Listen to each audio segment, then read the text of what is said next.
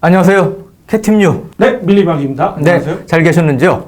지금 일본의 반도체 부품 수출 제한으로 한일 간의 지금 무역 분쟁이 거세지고 있는데요. 오늘 시간에는 일본의 해군력을 중심으로 해서 한일 해군력 비교를 해보는 시간을 갖도록 하겠습니다. 이거는 워낙 중요하고 또 우리가 다룰 내용이 많아서 두 차례 걸쳐서 얘기를 나눠보도록 하죠. 우선 5월 말에 미국의 트럼프 대통령이 일본의 헬기 항모 가가죠. 가가에 올라서 네. 그 화제가 됐었는데 일본에서는 이거를 호위함으로 분류하잖아요. 근데 우리 전문가들은 사실은 거의 항모다. 헬기 최소한은 이제 헬기 항모로 이렇게 분류를 하는데 어떤 성격의 배로 볼 수 있는 건가요? 많은 다양의 헬기를 탑재해서 네. 대장전이랄지 네. 또는 그 대함전을 수행하는 네. 그런 그 플랫폼의 전투함을 네. 말하니까 헬기 항모라고 말하는 게 맞습니다만은 뭐 그들이 2번 함이죠. 네. 그 최근 건조한 함 중에 2번 함인데 2번 함 가가도 마찬가지고 휴가급의 2번 함이었던 이세도 마찬가지고요. 네. 이렇게 그 한 명을 2차 세계대전에 항공모함 명칭을 그대로 이제 이어받는 거에서 볼 수 있듯이 약간의 우려가 되죠. 헬기 항모보다는 정규 항모의 그 기능을 할 수 있지 않을까 하는 우려가 있습니다. 가가도 원래는 정규 항모가 아닌데 그렇습니다. 개조가 된 그렇습니다. 함정이었잖아요. 네네. 그래서 지금 이게 또 의미가 있는 게 이게 이제 가가가 이제 이즈모급으로 분류가 되지 않습니까? 네, 그렇습니다. 근데 이제 그 일본에서 이 이즈모급 헬기 항모를 정식 항모, 경항모로 개조를 하겠다. 네. 이제 그런 계획을 밝혔잖아요. 또 F-35B 스텔스 수직이 착륙기도 차지할 수 있는 이런 배로 개조를 하겠다고 밝혀서 말씀하셨다시피 그 2차 대전 때 그런 추억이 떠오르게 만들어요. 그러니까. 그렇습니다. 네. 전투함은 그 항상 그 정기적인 기간에 주기적으로 정비를 받는데 네. 그 정비 시점이 돌아올 때 그들이 그 갑판에 그 내열 처리를 해서 네. F-35B를 도입이 거의 확실한 것 같아요. 네. 그런 도입과 동시에 항모로서의 운영도 하는 것으로 네. 그렇게 해자대에서는 거의 그 마음을 굳히고 있는 것 같아요. 그러니까 이 보도를 보면 F-35B만 42대를 도입한다는 거 아닙니까? 그래서 그렇습니다. F-35A 102대 플러스 42대에서 총 147대의 147대. F-35AB를 보유하게 되는데 이게 미국을 제외하고는 세계에서 가장 많은 F-35 스텔스기를 보유하는 거다. 이런 이제 우려도 하는데 그러면 이 이즈모급을 항모로 개조한다면 어떤 식의 변화가 있나요? 뭐 갑판도 뭐 좀 더 튼튼하게 만들고 뭐 길이를 좀 늘린다는 얘기도 있고 뭐 그러던데.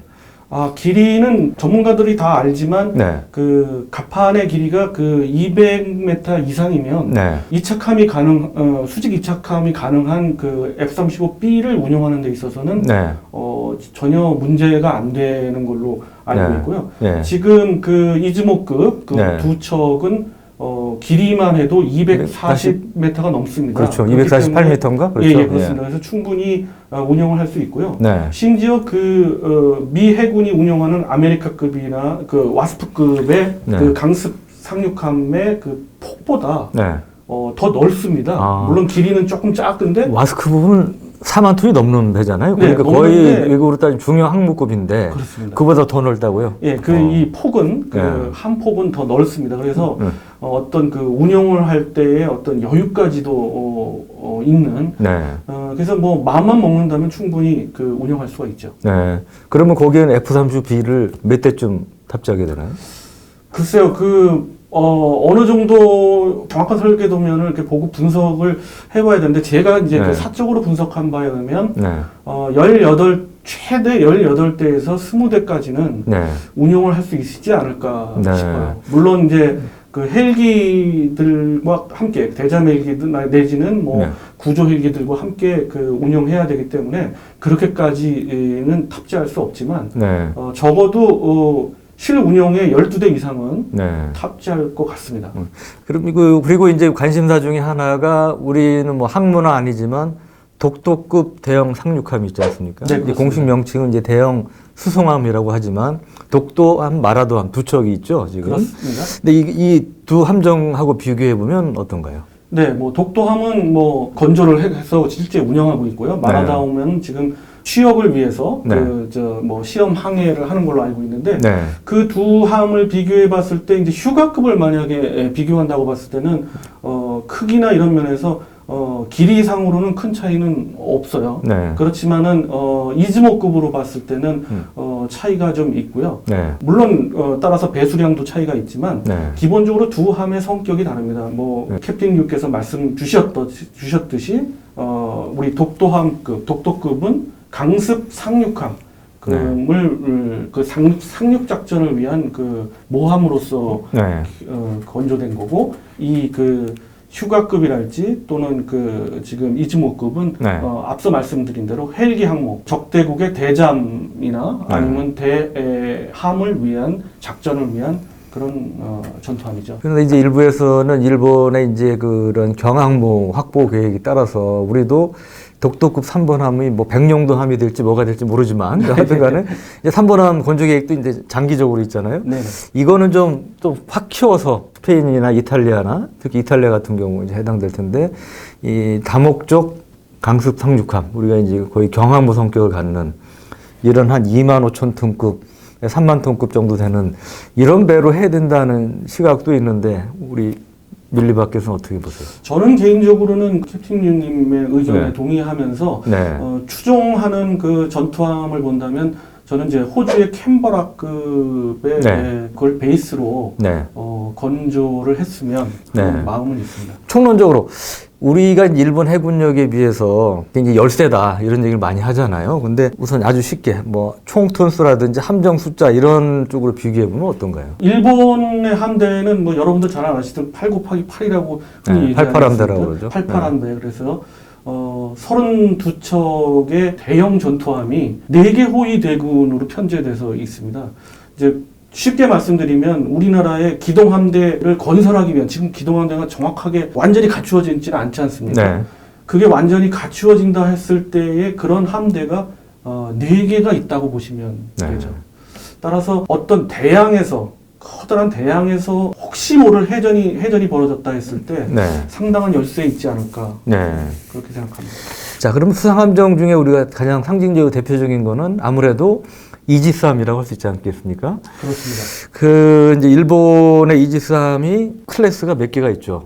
네. 초기에 이제 콩고, 아타고 가장 최근에 건조된 게 이제 마야급이라고 네. 그래서 지금 이제 6척이 있고 2척이 추가해서 8척을 부여할 예정이지 않습니까? 그렇습니다. 네. 뭐 한 척은 이제 건조 중이고요. 네. 7척이 이제 완전 건조가 돼서 취역은 지금 6척이 하고 있고요. 네. 말씀 주셨던 맨 마지막에 마야급이 이제 가장 최신형인데 네. 그 마야급은 이제 일본함은 이제 건조가 돼서 네. 시험 항해를 해서 아마 내년 정도에 이제 취역을 할 것 같습니다. 작년에 진술했죠. 그렇습니다. 네. 네. 근데 이게 보면 우리도 이지스함 세종대왕급 3척이 있고 그렇습니다. 2020년대 중반쯤에 이제 3척을 추가로 중반부터 확보할 계획인데 근데 이제 보면 여기 이지스함에 있어서 미사일 수직 발사기 숫자로 보통 많이 비교하지 않습니까?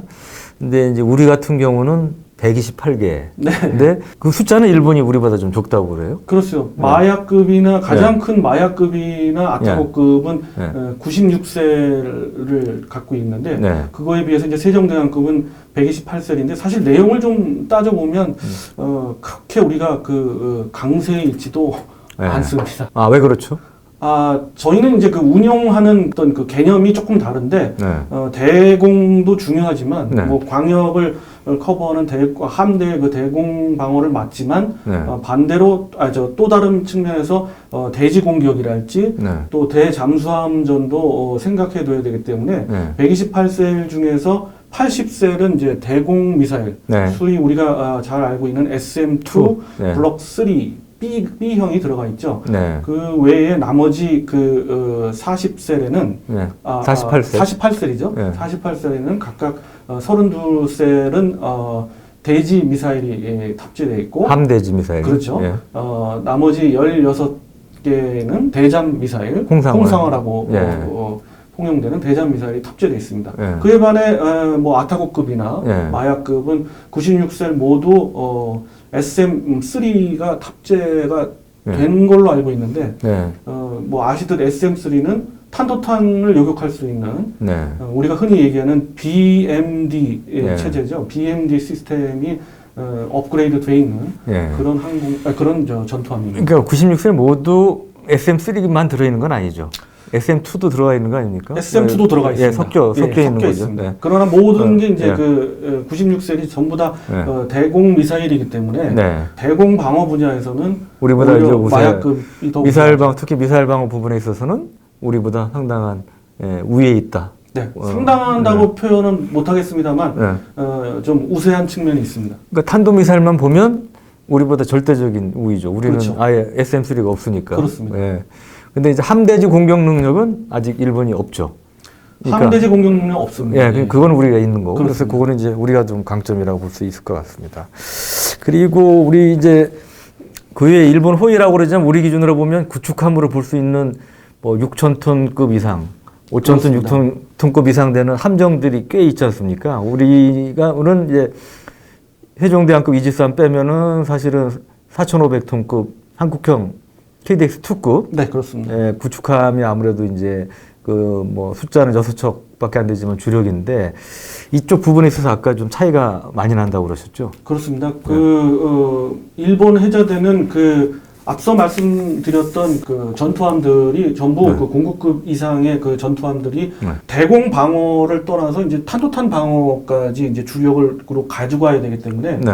함대 방어를 위해서 보조 역할을 할 수 있는 네. 소위 말해 준 이지스급이라고 이제 흔히들 표현하지만 네. 개인적으로는 뭐 준 이지스급이라고 불릴 수는 없다고 보는데 네. 아무튼 대공 방어를 중점을 둔 그 전투함들을 새롭게 이제 그 건조하기 시작했는데요. 네. 가장 뭐 최신형들의 함이 그 아사히급이라고 또 있습니다. 네. 아사히급부터 해가지고 그래서 한 6척이 호위 대군의 방어를 위해서 네. 대공 방어를 위해서 건조되고 있고요. 그것이 말씀 주셨던 대로 6,800톤이 넘습니다. 네. 또- 그러니까 거의 우리 그 세종대왕급에 가까운 좀 크기네요. 배수량만 따지면. 근데 기준 배수량은 아. 좀 더 나랜데 만재 네, 배수량. 만재 배수량. 만재 배수량은 비교가 안 되고요. 만재 배수량은 10,000톤 정도 되죠. 그렇습니다. 그 차이가 난다. 예, 그렇습니다. 그렇고 뭐 거길 또 보조하는 다카나미급이랄지 네. 이런 그 무라사메급이랄지 이런 아키즈키급도 있죠. 그렇죠. 아키츠키급은 이제 아까 네. 말씀드렸던 그 네. 아사히급의 이제 그 전 단계의 대공 전투함인데 네. 그것까지 포함해서 이제 6척이고요. 네. 제가 말씀드리는 그 무라사메급이나 타카나미급은 두 그 클래스가 합치면 네. 14척이 됩니다. 아. 그래서 거의 호위 대군의 주력인 셈이죠. 수적 네. 주력인 셈이죠.